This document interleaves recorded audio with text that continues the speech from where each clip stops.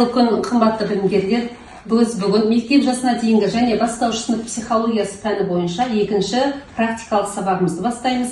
Екінші практикалық сабақтың тақырыбы мектептегі дейінгі шақтағы түйсік, қабылдау, зейіннің дамуы. Сіздерге жоспар берілген, 4 сұрақ қамтылған жоспарда, сол бойынша бүгін сіздер осы практикалық сабақтың мазмұнын ашасыздар. Олай болса, кім дайын бүгінгі сабаққа дейміз? Кәнекей, кім дайын? Біз дайынбыз.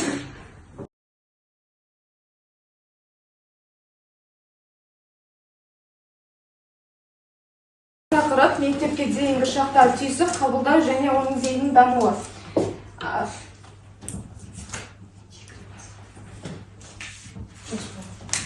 Кіріспе, бізде жалпы мектепке дейінгі шақ дегеніміз ол баланың тұлғалық процестің танымдық маңызды кезеңі болып келеді. Бұл уақытта бала қоршаған орта туралы алғашқы нақты түсініктер мен бейнелерді қалыптастырады. Және түйсік, зейін, қабылдау сол арқылы балалар көбінесе ойлау және де дүниетаныммен және солардың дамуының негізгі процесі болып табылады. Және біріншісі мектепке дейінгі жастағы 3-6 жастағы түйсіктің негізгі ерекшеліктері. Түйсік дегеніміз жалпы ол деген сыртқы дүниедегі заттардың, құбылыстардың, қасиеттері мен сезім мүшелерінің арқылы бейнелеу процесі болып келеді. Және де 3-6 жастағы бала айналасына түстерді, пішіндерді және де иістерді тағы да басқаны таңдауға үйренеді. Және де мектепке дейінгі шақтағы қабылдаудың негізгі түрлері мен және олардың даму ерекшеліктері. Және бұл жерде қабылдау дегеніміз ол бірнеше түйсіктер арқылы затты немесе құбылыстарды тұтас бейнелеу болып келеді. Және сол мектепке дейінгі жастағы балалардың қабылдау ерекшеліктері ол кезде көбінесе тұтас болмайды және оны бөлшектеп қабылдау басым болып келеді. Және де мысалға бала көбінесе адамды киім арқылы таниды. Және негізінен көру және есту арқылы қабылдап отырады. Және бала үшін заттың сыртқы түрі маңыздырақ пен мәні ұғынуы кейін дамиды. Және де мектепке дейінгі шақтағы қабылдаудың негізгі түрлері бар. Ол яғни біріншісі затты қабылдау, кеңістік қабылдау және уақыттық қабылдау. Біріншісіне айта кететін болса, затты қабылдау баланың затты белгілерін ғана емес, тұтастай бейнесін қабылдау бастайды. Және де екіншісі кеңістік қабылдау. Ол деген баланың жоғарғы, төмен, немесе алға, артқа, оңға, солға деген сияқты соларын үйренеді. Және де уақытты қабылдауды айта кететін болса, ол көбінесе бүгін, ертең, кешке немесе сияқты ұғымдар пайда болады. Осы бізде түйсік танымдық процесіне арналған ойымыз бар. Соны орындауға бізге 2 студент келе қойса. Біз шығайықшы. Мына жаққа тұралım. Бұл жерде, яғни мен қазір мен бұл жерде мысалға бұл жерде бір пішінді айтам және түсті айтам. Сол уақытта сендер мені жылдамдықпен тезірек алуларыңыз керек. 3-1 көк. Шеңбер сары. Қызыл шеңбер. Жасыл 4-1. Қызыл 3-1. Көк шеңбер. Жасыл шеңбер. Сары 4-1. Қызыл 4-1. Жасыл 3-1. Сары 3-1. Көк 4-1. Елдің түстерін жылдамдықпен алуды көрсеттік. Жалпы бұл ойында сіздер көріп тұрғандай жылдамдық біріншіден, екіншіден түйсік. Яғни баланың түйсік арқылы бұл затты қабылдауы. Біздер сенсорлық эталондар дейміз, сенсорика деп айтамыз. Сол кезде бала ең бірінші не істейді, оны сезінеді. Сезіну арқылы, сол пішіндердің, көлемдерді сезіну арқылы жылдамдыққа жұмыс істеу процесі болып табылады бұл. Яғни сенсорика дегеніміз, сенсорлық эталондар дегеніміз баланың түстер, пішіндер, көлемдер туралы тұрақты түсініктер болып табылады. яғни бұндай сенсорлық эталондарды біздер осындай ойын, сурет салу, тағы да басқа топтық жұмыстар арқылы балаларға түсіндіре аламыз. Яғни сондай білім бекіте аламыз. Мысалы, бағана тапқандай дөңгелек төртбұрыш немесе көк түсті дөңгелек деген сияқты ұғымдар арқылы бала осындай сенсор эталондарды бойына сіңіреді. Зейін танымдық процесі, яғни адамның санасы белгілі бір процеске, белгілі бір іс-әрекетке шоғырлануын зейін деп айтаймыз.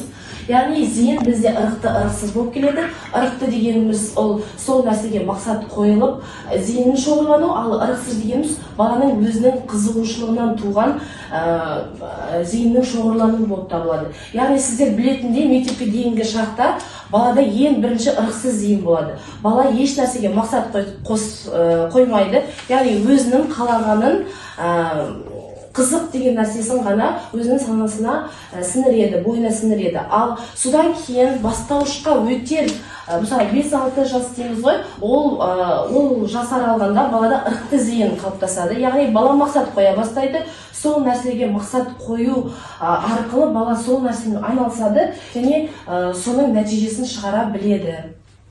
Біздер баланы уақытты бағдарлауды, кеңістікті бағдарлауды сіздерге айтып кеткен болатынбыз. Сондағы біз уақытты бағдарлауға ойын дайындаған болатынбыз.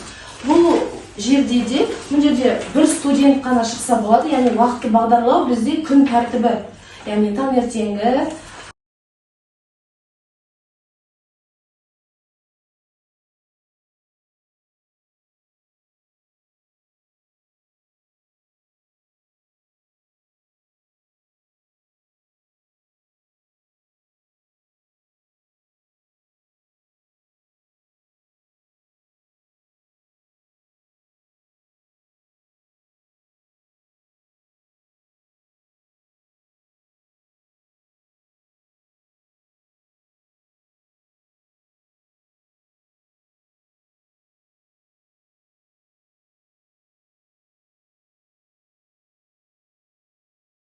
Міне бұл менің бүгінгі бір күндік күн тәртібім.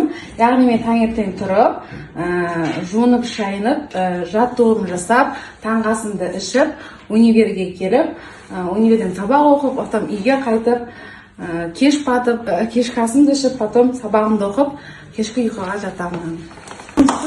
Жалпы уақытты бағдарлау, ол бізде тек қана осы күн тәртібімен ғана шектелмейді. Уақытты бағдарлау бізде тағы байланысты деп ойлайсыздар? Жыл мезгілдерімен. Дұрыс, жыл мезгілдерімен. Қандай жыл мезгілдері бар?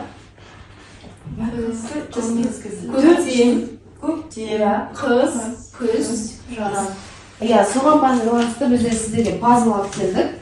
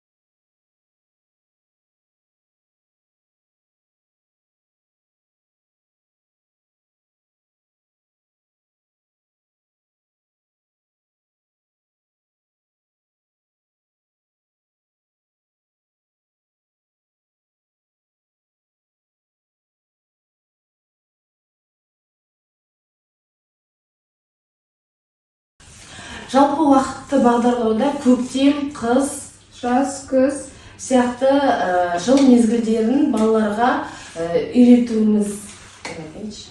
Мына жаққа 2 студент келсе, біздер осы сабақта танымдық бір-бірімізбен, мысалы, футболды білесіздер ғой. Мысалы, сіз қазір сұраққа жауап берсеңіз, ол жаққа гол кетеді. А сіз дұрыс жауап берсеңіз, мына жаққа гол кетеді. Старттыңыз ғой.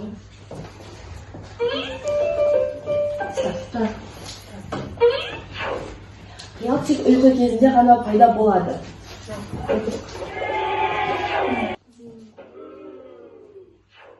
Танымдық процестерге қандай психикалық құбылыстар жатады?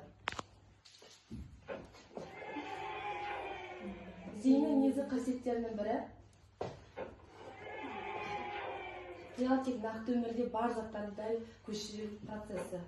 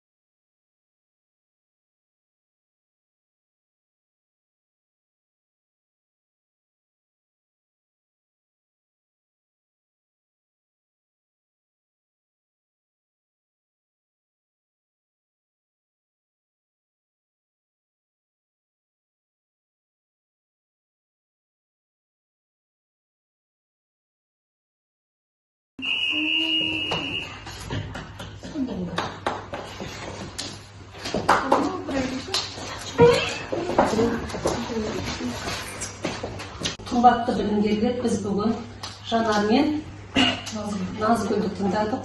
Назгүл мен Жанар топқа бөліп бірнеше ойындар, жалпы бүгінгі практикалық сабақтың мазмұнын тереңірек, толық ашты деп есептейміз. Олай болса, сұрақтарыңыз бар ма осы не бойынша? Сұрақтарыңыз болса қойыңыздар. Сұрақтарыңызға албай бізге барлық түсінікті. Жақсы, ондай болса рахмет айтамыз. Өте жақсы. Бүгін танымдық үрдістер, бұлардың бәрін білдіңіздер сіздер. Қорытындыға келетін болса, мектепке дейінгі шақ не екен? Баланың түйсігін, қабылдауын, содан кейін зейіні, осылардың барлығын қамтитын кезең екен негізі. Ал енді түсік арқылы жаңа ойында да көрсетті ғой біздің білімгерлеріміз. Несі? Түсі, пішіні, көлемі таниды. Ал қабылдау арқылы бүкіл қоршаған ортаны не дейді? Тұтастай бейнелей алады. Одан кейін зейіннің түрлерін айтты. Ырықты зейін деген сияқты. Олар неғылар біртіндеп бастаушысында ерікті сипатқа ие бола бастайды, айнала бастайды. Мектепке дейінгі кезде ырықсыз болса, бастаушысында ырықты, ерікті деп те айтамыз. Мінекей қарап отырсаңыздар, сондықтан бұл жаста сіздер болашақ маман ретінде не істеулеріңіз керек? Осы танымдық үрдістерінің жоғары деңгей дамуына өздеріңіздің үлестеріңізді қосуларыңыз керек. Ол оқу іс-әрекетінде болады. Сіздермен білім алушылардың арасында. Біз ол жаңа оқу әрекетін келесі бір дәрістерде өтеміз. Сондықтан бүгінгі сабаққа қатысқандарыңыз үшін алғысымды білдіремін. Назар қойып тыңдағандарыңызға рахмет.